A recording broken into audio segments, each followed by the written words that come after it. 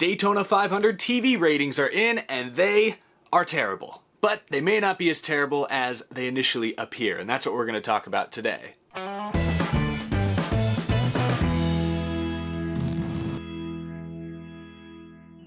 How's it going, y'all? My name is Eric and welcome back to Out of the Groove. It's great to be with you all again. Apologies for being mostly silent the last couple of days. As you've probably heard, the state of Texas was hit with an unprecedented winter storm, so I was without power for almost 48 hours, but we're back. It came back on literally a half hour ago. It's still a bit cold in here, so we're getting warmed up, but I had to sit down and talk some more Daytona because unfortunately this winter storm hit at nearly the worst possible time, right after NASCAR's biggest race, after a dramatic and somewhat controversial weekend of racing. There was a lot more that I wanted to talk about this week that, due to the power outage, I have not had the chance to. So we're going to divide this episode up into kind of two episodes. I'll have a lot more to say tomorrow, as well as, I believe, a special guest appearance on the show, which I'm very excited to share with y'all. So there's a lot of stuff that's happened this week. We're not going to cover all of it today. We're going to focus primarily on TV ratings and scheduling, things like that today. Tomorrow, we'll talk more about other news, so stay tuned. Out of the Groove is brought to you by Alka-Seltzer, available at Walmarts everywhere. The Daytona 500 is NASCAR's crown jewel event. It's the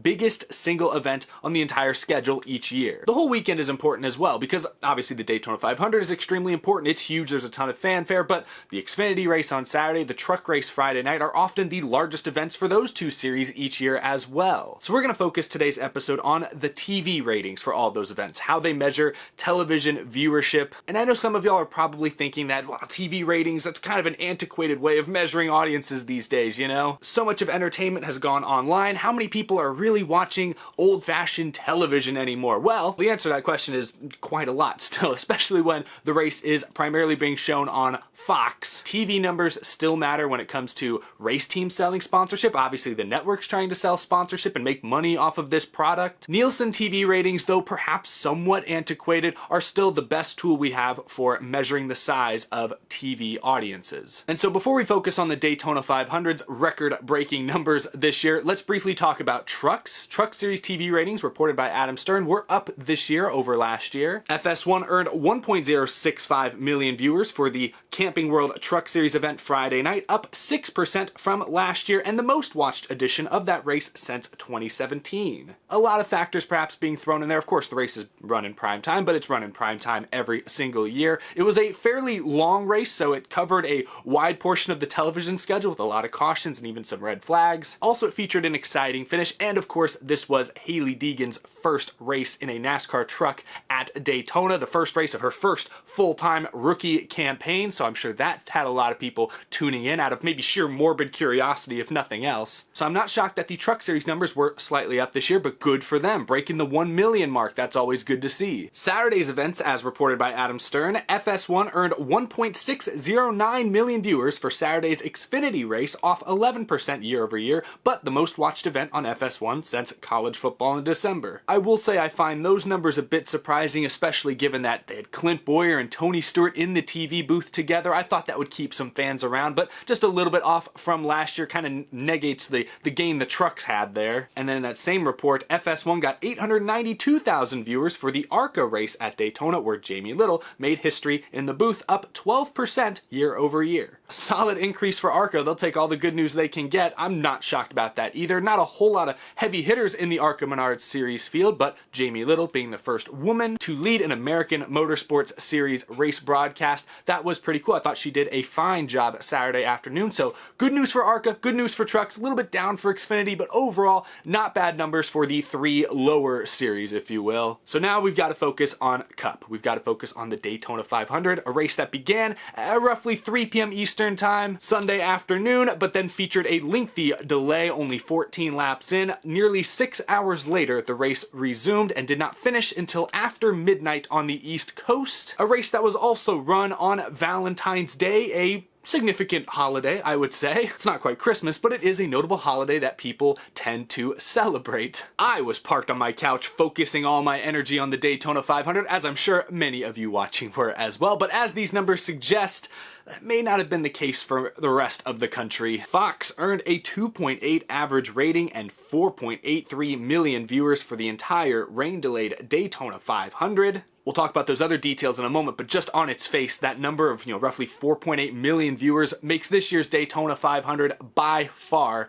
the least viewed Daytona 500 in history. Here's a graph from Sports Media Watch showing how Daytona 500 TV ratings have changed since 2001, the first year it was on Fox. And it also notes certain races that featured delays or were rain shortened, like 2003 or 2009. You can see those races dipped a little bit. 2010 had a delay as well. It dipped. 2014 was delayed well into Sunday evening, so you can see a huge drop there in 2014. And then, of course, 2020 and 2021 both featured delays. 2020, of course, was postponed a full day. It was run, at least in its majority, on Monday. You can see that 4.8 million there on the end is way off from even just last year. I mean, it's a little over half of what we were getting, 2 years ago. That number on its face is terrible. I mean, it is somewhat embarrassing. Of course, we'll talk about all the qualifying factors around it and why we shouldn't get so up in arms about that number, but just on its face, it's important to note that that's not Daytona 500 worthy. Those are not the numbers that NASCAR is used to or should be used to seeing for its most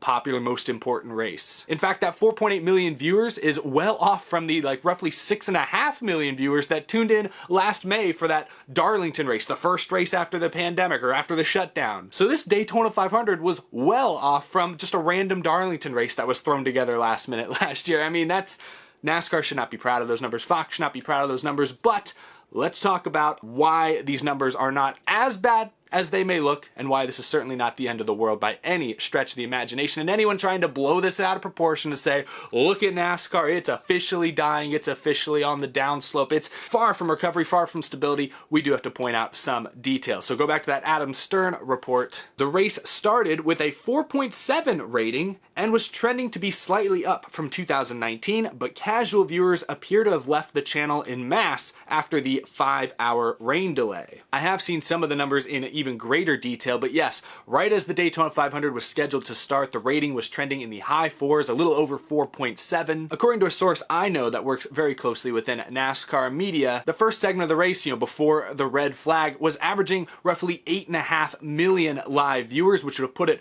right there on par with 2018 and 2019. And since TV audiences for NASCAR races typically go up as you get later and later, and of course they peak out right at the finish of the race, given that fact, the 8.5 million viewers at the start would have likely increased over time to, an undeterminate number, but as Jeff Gluck points out in this tweet right here, those numbers at the very beginning were roughly 4% better than in 2019. So looking back at this graph from Sports Media Watch, I think it's safe to say that without the rain delay, this year's Daytona 500 would have trended somewhere very close to 2018 and 2019, probably averaging more than 9 million viewers. The rain delay killed it. Quite frankly, the nearly 6-hour rain delay, I'm embellishing perhaps, it killed it. It killed the ratings, it killed the momentum that the NASCAR 2021 season had, that this specific race had going for it after what I thought was a pretty great speed week of racing action. I thought the Clash was great. I thought the duels were really exciting. Even qualifying featured some drama. Trucks were good. Xfinity was decent. ARCA was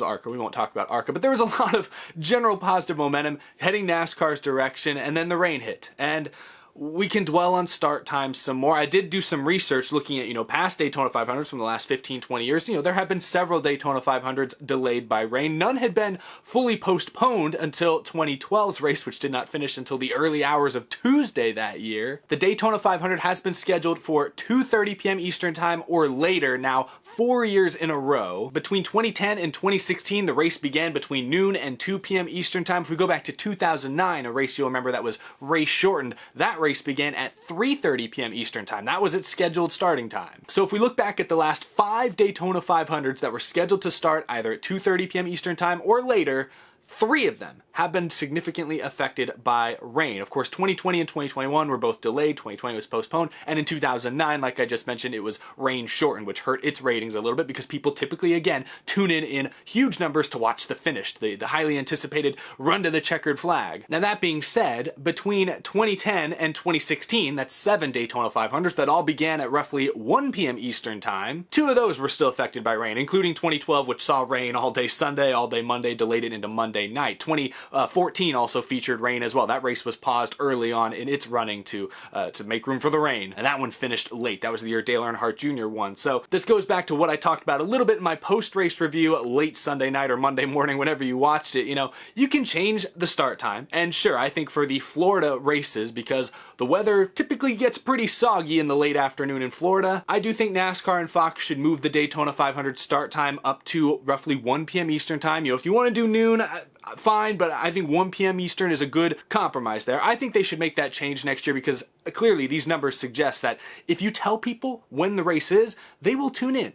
Over 8.5 million viewers tuned into the start of this year's Daytona 500. Roughly half of them stuck around after that long rain delay. You gotta do what you can to buck this trend of lengthy rain delays and get the race started and finished within a reasonable amount of time. That being said, of course, NASCAR could move the Daytona 500 to noon Eastern, 1 Eastern, and still get hit with rain delays. Like I said, 2 of the last 7 years they've done that, they were hit with rain delays in some capacity. So it's not exact, it's not super predictable, but hey, 3 of the last 5 late starts have had rain delays versus 2 of the last 7 early starts. You know, 3 out of 5 versus 2 out of 7. I like those 2 out of 7 odds. I think NASCAR and Fox should trend that direction. I'm sorry if this is confusing, y'all. I'm just spouting out numbers now. I hope it makes sense. I'm sorry, guys. I've been stuck in the cold without heat or reliable water for 2 days now. Have I? I've not showered since the night of the Daytona 500. Is that too much information? I'm not feeling 100%. I hope what I'm saying makes sense. The other takeaway I get from these numbers, and I'm not sure if this is a good or a bad thing, but I think these numbers prove that NASCAR's especially recent attempt to try and break back into the mainstream to